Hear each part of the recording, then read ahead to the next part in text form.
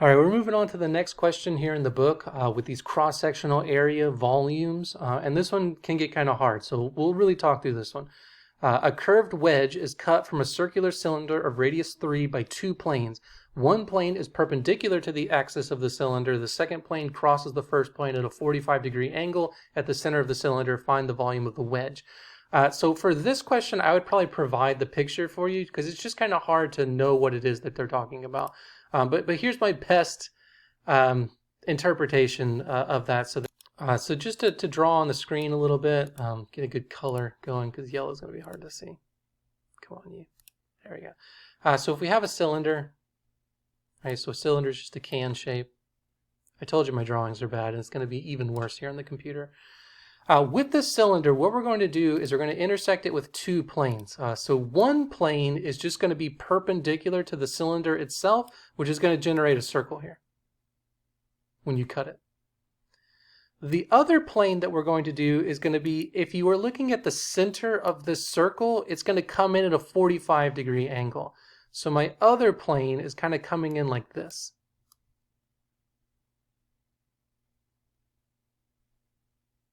Not the best drawing, I know.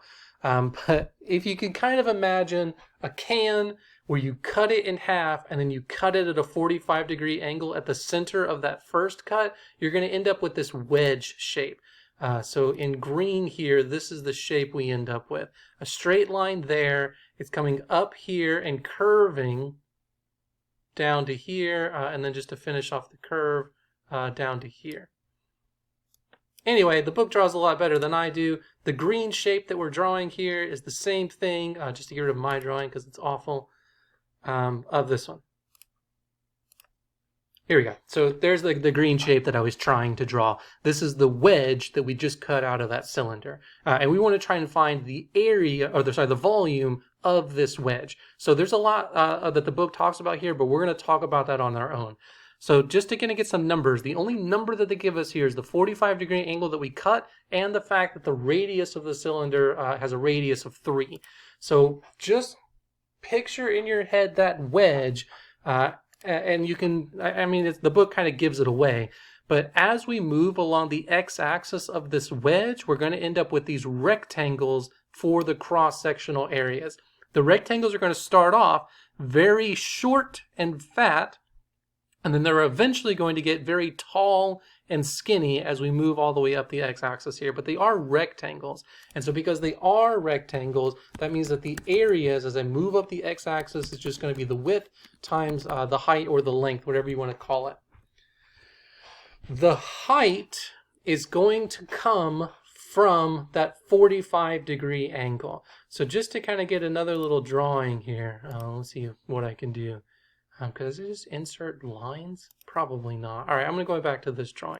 So if you think about the 45-degree cut, this is looking at it from the side view of my image. If I'm at location X, let's say X is here and maybe 3 was up here for the whole thing, what we're going to have is we're going to have these little right triangles. So if I want to find the height of the rectangle at X, it's going to be the height of this triangle. And we can find the height of this triangle because the length here is X. We know that this angle is a 45-degree angle, so we can just do some tangent stuff to find the height here. All right, so let's do that. I need to figure out how to draw and have stuff at the screen at the same time. And I will figure that out, I promise. Okay, so just focusing on the height of our rectangles now, we're going to be looking at the formula where tangent of 45 degrees is equal to the height, which is what we're looking for, divided by the horizontal distance, which we know is x, because that's where we're located on the x-axis. We also know what tangent of 45 is. Tangent of 45 is 1, right? So that just means that my height is equal to x. So x is the height, which is really nice. Going back to the picture here, you can kind of see that, right? So if this is x, this also has to be x. I know I went well and beyond there for the fact that this is 45 degrees, which means they have to be the same. But I just want to show you if there was a more complicated angle, that would be the trig values to get that. The next thing that we need to find is going to be the width. And this one's way worse. So the width, just to get some... If I'm looking at it from top down, this is the image that we end up with, right, of that wedge, which means that we have this straight line here, and then as I get up to 3 on my x-axis, where my x-axis is going this way this time, it's the outside of a circle that represents the distance across. So we need to find the formula for that circle and then figure out what the distance across that circle is. All right, so I'm going to start off with just the formula of a circle. It's nice because the origin is here at 0. So getting rid of my picture here again and going back. The formula of a circle with radius 3 that is at the origin is x squared plus y squared is equal to the radius squared 9. I hope you remember back from pre-calculus algebra level stuff. Okay. Remember that we are at location x, which means that the y value is going to be the height, which is what we need to find the width of my rectangle. So we're just going to solve this for y. Solving this for y, we would subtract the x squared over, and then we would take the square root. So y is going to be the square root of 9 minus x squared. I do not have to worry about the positive and the negative because we're talking about a distance here, which means we only need that vertical distance. I'm going to go back to the book here. So remember that we're looking at this thing top down and we're trying to figure out the y value distance from one edge of the circle to the other edge of the circle.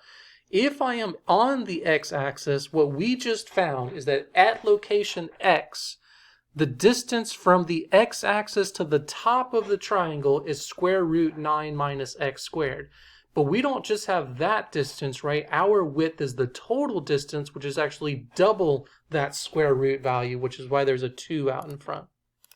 All right, so this gives the height from the x-axis to the top of the circle, but we double to find the total width. So we just found that our width is 2 of this square root 9 minus x squared. Great. Okay, which means that now we have a formula for our cross-sectional areas as I move up this wedge. My cross-sectional areas is going to be my width here, 2 square root 9 minus x squared times my height, so times my height, which was just x.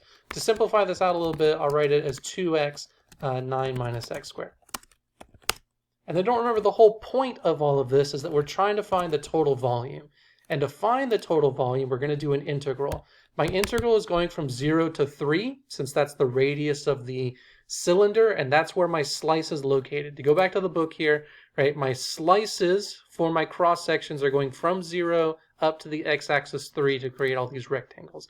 So integral from 0 to 3 over my area, which is 2x square root 9 minus x squared dx. All right, now you need to go back to Calc 1 level stuff to make sure you know how to do these integrals. I'm going to do a u substitution. We're going to let u be the inside of that square root, the 9 minus x squared, which means that the differential du, which is the derivative of this, negative 2x dx. I already have the 2x dx in my integral. It's just this negative sign that's going to be a little bit weird. So we need to make sure that we take it out.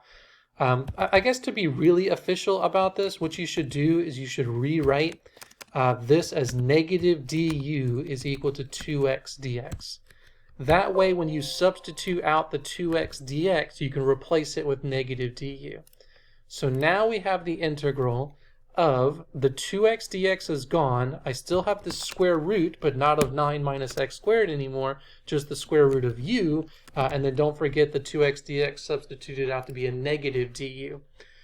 I don't know how you were taught back in Calc 1, but there's two different ways. You could figure out what the limits are of u, or you could just find the antiderivative of this, substitute back in the x's, and then keep with the original limits. I usually do it that second way, but however you want to do it is fine. Next step is to find the antiderivative here. So to find the antiderivative, again, just taking this really slow, you could rewrite this as the integral of negative u to the 1/2 power. Oops.